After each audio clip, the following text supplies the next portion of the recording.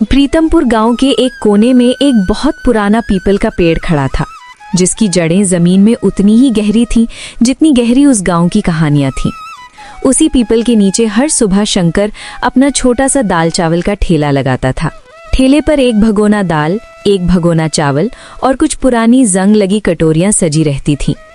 दिन भर की कड़ी मेहनत के बाद भी मुश्किल से 4-5 ग्राहक ही आते थे, और वो भी पेट भरने से ज्यादा मजबूरी निभाने। दोपहर की तेज धूप थी और ऐसा लग रहा था मानो पीपल के पेड़ की छाया भी आज थक कर हार मान चुकी हो। शंकर अपने ठेले के पास चुपचाप बैठा हुआ था, जैसे जिंदगी से कोई जवाब मांग रहा हो। दाल ठंडी पड़ रही थी, चावल सूखने लगे थे और आज भी ग्राहक गिनती के ही आए थे। अरे शंकर, हर रोज यही दाल चावल बेचता रहता है, कुछ नया करने का मन नहीं करता क्या? मन तो बहुत करता है भैया, लेकिन जो आता है वही तो बेच रहा हूँ। कुछ नया करने के लिए सिर्फ मन नहीं, हिम्मत भी चाहिए और पैसा भी। रोज रोज यही खाएगा आदमी तो वो भी ऊब जाएगा शंकर। वैसे सच सच बता, इस दाल चावल से घर कैसे चल रहा है? शंकर कुछ पल चुप रहा। दर्द बहुत गहरा था और शब्द उससे भी भारी। पुराना कर्ज अब तक उसके कंधों से उतरा नहीं था। हाँ भैया, कर्ज तो जैसे मेरे साथ साया बनकर चल रहा है। कमाता हूँ तो पहले उसी को चुकाने में चला जाता है, अपने लिए कुछ बचता ही नहीं। यार शंकर, इस तरह तो पूरी जिंदगी निकल जाएगी। दाल चावल बेचकर आज तक किसी को आगे बढ़ते देखा है क्या? कुछ अलग सोच दोस्त, वरना ये चक्कर कभी नहीं टूटेगा। खेत नहीं है, दुकान खोलने के पैसे नहीं, और कुछ और बनाना मुझे आता भी नहीं। जो किस्मत ने दे दिया है उसी में किसी तरह गुजारा कर रहा हूँ। ग्राहक की हर बात शंकर के दिल में एक एक करके तीर की तरह चुभ रही थी। देख भाई, अगर जिंदगी में कुछ बदलना है ना तो डर छोड़ना पड़ेगा। आजकल लोग सिर्फ पेट नहीं, नया स्वाद ढूंढते हैं। कुछ अलग करेगा तभी लोग रुकेंगे और तेरा ठेला देखेंगे। अलग? लेकिन क्या? ग्राहक चला गया, लेकिन उसके शब्द शंकर के मन में तूफान छोड़ गए। शंकर ठेले के पास खड़ा रह गया, खाली सड़क को देखते हुए, और पहली बार दाल चावल से आगे कुछ और सोचते हुए।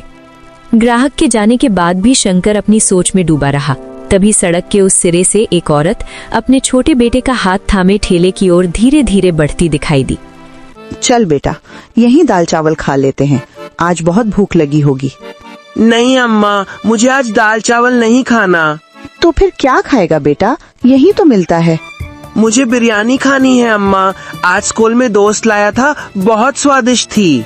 बिरयानी, ये शब्द शंकर के कानों में ऐसे गूंजा जैसे कोई घंटी बज उठी हो। अरे बेटा, यहाँ बिरयानी नहीं मिलती, और वो बहुत महंगी भी होती है। औरत कुछ पल चुप खड़ी रही। उसकी खामोशी में गरीबी की मजबूरी साफ दिखाई दे रही थी। चल बेटा, आज घर चलकर ही कुछ बना लेंगे। ठीक है अम्मा। माँ बेटा ठेले से दूर चले गए। बच्चे के कदम भारी थे और माँ की आंखों में अनकही शर्म और दर्द तैर रहा था। शंकर सब देख रहा था, हर पल, हर भाव। उसी पल शंकर के दिल में एक तेज सी चिंगारी जली। बिरयानी? लोग दाल चावल से ऊब चुके हैं। अगर मैं बिरयानी बनाऊं तो क्या लोग खाएंगे? ये सिर्फ एक सवाल नहीं था, ये शंकर की बदलती किस्मत की पहली दस्तक थी। और यहीं से एक ठेले की कहानी धीरे धीरे एक बड़े सपने में बदलने लगी। रात अपने साथ सन्नाटा लेकर आ चुकी थी। दिन भर की थकान शरीर में भरी हुई थी, लेकिन शंकर की आंखों में नींद नहीं थी। सिर्फ सवाल ही सवाल थे। कच्चे घर के एक कोने में छोटी सी लालटेन जल रही थी। रसोई से दाल उबलने की हल्की हल्की आवाज आ रही थी। आ गए? शंकर जमीन पर बैठ गया। कुछ पल चुप रहा, जैसे शब्दों को एक एक करके जोड़ रहा हो। सरोज, आज ठेले पर एक अजीब सी बात हुई। सरोज ने चूल्हे की आंच थोड़ी धीमी कर दी। वो समझ गई थी कि ये बात साधारण नहीं है। एक बच्चा था, अपनी माँ से बिरयानी मांग रहा था। बिरयानी? हाँ, वही बिरयानी जो हम सिर्फ त्योहारों में दूसरों के घर से महक में सूंघते हैं। सरोज कुछ नहीं बोली। उसकी चुप्पी में डर भी था और उम्मीद भी।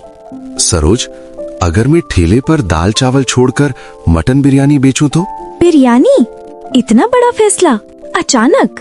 डर तो मुझे भी लग रहा है, लेकिन अगर यूं ही दाल चावल बेचता रहा तो जिंदगी भी यहीं अटक कर रह जाएगी। लेकिन शंकर, बिरयानी बनाएगा कौन? मुझे तो दाल चावल के अलावा कुछ खास आता भी नहीं। नसीम को आती है, वही नसीम जो शहर के होटल में काम करता है। मैं उससे सीख लूंगा। और अगर नहीं बिकी तो? मटन महंगा होता है शंकर, नुकसान हुआ तो क्या करेंगे? सरोज के सवालों में डर साफ झलक रहा था, लेकिन भरोसा भी उतना ही गहरा था। नुकसान तो अभी भी हो रहा है सरोज, हर दिन हर महीने। कम से कम एक बार कोशिश तो करो। सरोज ने शंकर की ओर देखा। आज उसकी आंखों में कुछ अलग ही चमक थी। सच कहूं, डर तो मुझे भी लगता है, लेकिन आज आपकी आंखों में जो भरोसा दिख रहा है वो पहले कभी नहीं देखा। अगर आपने ठान लिया है तो मैं आपके साथ हूँ। उस पल शंकर ने खुद को अकेला महसूस नहीं किया। सरोज, अगर ये चल गया ना तो हमारे बच्चों को कभी खाली पेट सोना नहीं पड़ेगा। भगवान मेहनत कभी बेकार नहीं जाने देते। आप सीख लीजिए बिरयानी बनाना। उस रात शंकर देर तक जागता रहा। लालटेन की रोशनी में उसने अपने सपनों की नई तस्वीर बनाई। डर अभी भी था, लेकिन अब उसके साथ उम्मीद भी जग चुकी थी।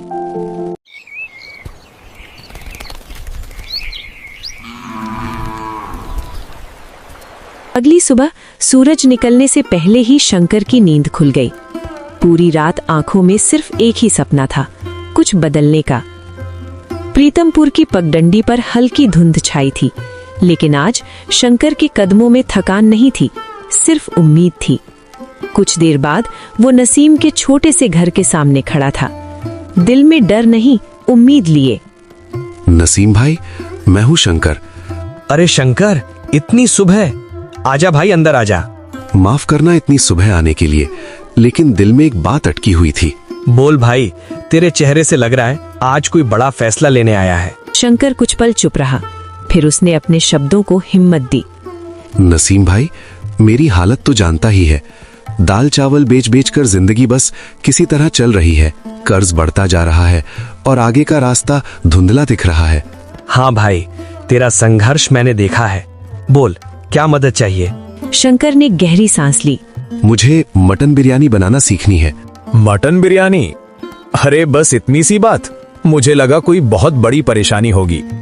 बिरयानी सीखनी है तो सीख लेगा शंकर, लेकिन एक बात याद रखना, ये सिर्फ खाना नहीं है, ये सब्र का काम है। सब्र तो है भाई, बस सही रास्ता चाहिए। नसीम उठा और पास रखे मसालों की ओर इशारा किया। सबसे पहले मटन अच्छे से धोना, फिर दही, लाल मिर्च, हल्दी, खड़े मसाले, हरी धनिया और पुदीना। मसाले डालते वक्त हाथ हल्का रखना और दिल साफ। गुस्से में पकाई गई बिरयानी कभी स्वाद नहीं देती। ये बात तो जिंदगी पर भी लागू होती है। बिल्कुल। फिर चावल उबालना, तेज पत्ता, इलायची और थोड़ा सा नींबू। सबसे जरूरी है दम, धीमी आंच और पूरा सब्र। शंकर हर बात दिल में उतार रहा था। नसीम भाई, अगर ये सीख गया ना तो मेरी जिंदगी बदल जाएगी। जिंदगी बदलने की ताकत तेरे अंदर पहले से है, मैं तो बस रास्ता दिखा रहा हूँ। उस सुबह शंकर सिर्फ एक रेसिपी नहीं सीख रहा था, वो अपनी तकदीर पकाना सीख रहा था। नसीम के घर से लौटते वक्त शंकर के कदम हल्के थे, लेकिन मन में एक बड़ा सपना चल रहा था। सूरज अभी पूरी तरह निकला नहीं था। गांव की गलियों में हल्की ठंडक थी। आज गलती की कोई गुंजाइश नहीं थी। सरोज, आज सब कुछ दिल से करना है। दही, लाल मिर्च, हल्दी, हरी धनिया, पुदीना, एक एक चीज शंकर को नसीम की बातें याद दिला रही थी। मटन मसालों में अच्छी तरह लिपट चुका था। अब बारी थी चावल की। नींबू डाल दूं? हाँ, थोड़ा सा ही, खुशबू के लिए। जैसे ही चावल उबलने लगे, घर में एक अलग ही महक फैल गई। ये सिर्फ बिरयानी की खुशबू नहीं थी, ये उम्मीद की खुशबू थी। अगर ये चली ना सरोज, तो सब कुछ बदल जाएगा।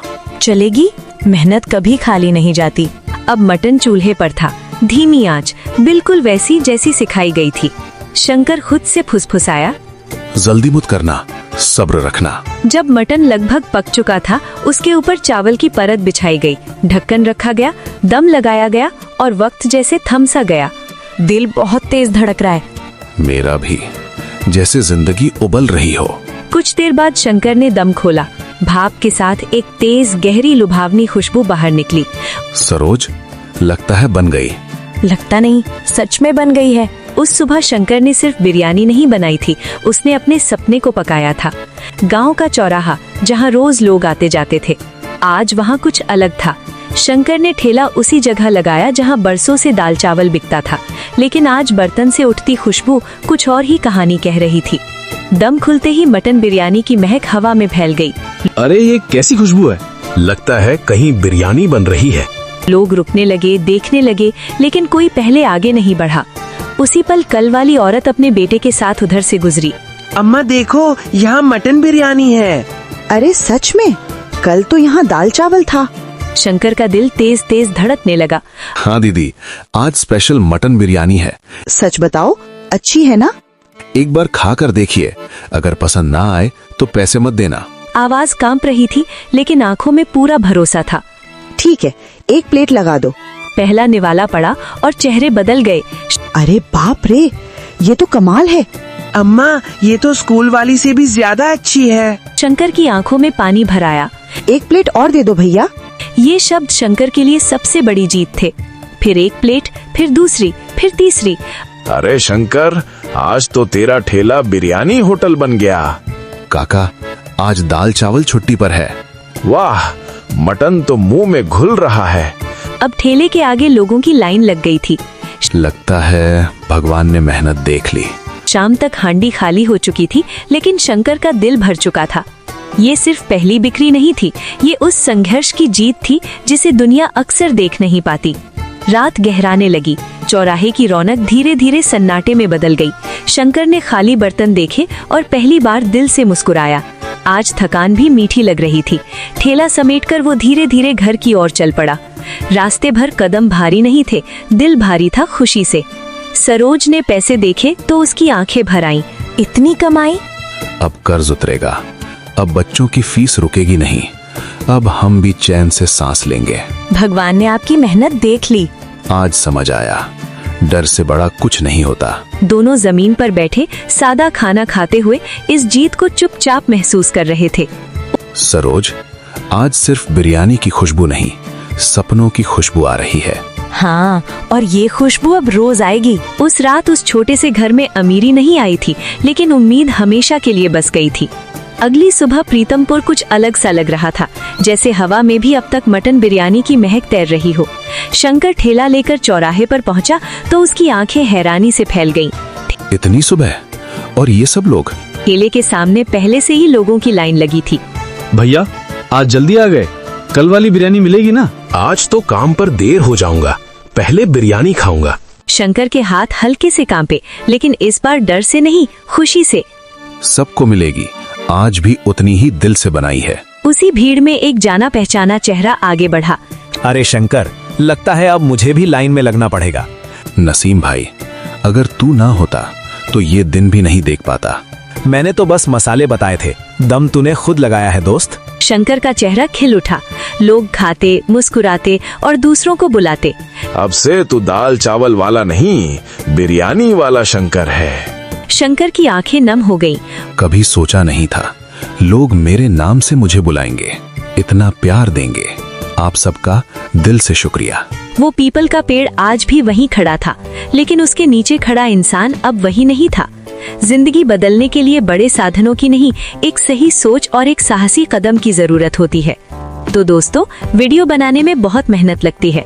अगर कहानी पसंद आई हो तो वीडियो को लाइक करें, चैनल को सब्सक्राइब करें, शेयर करें और कमेंट में अपनी राय जरूर दें। मिलते हैं अगली कहानी के साथ अगली वीडियो में। तब तक के लिए अलविदा दोस्तों।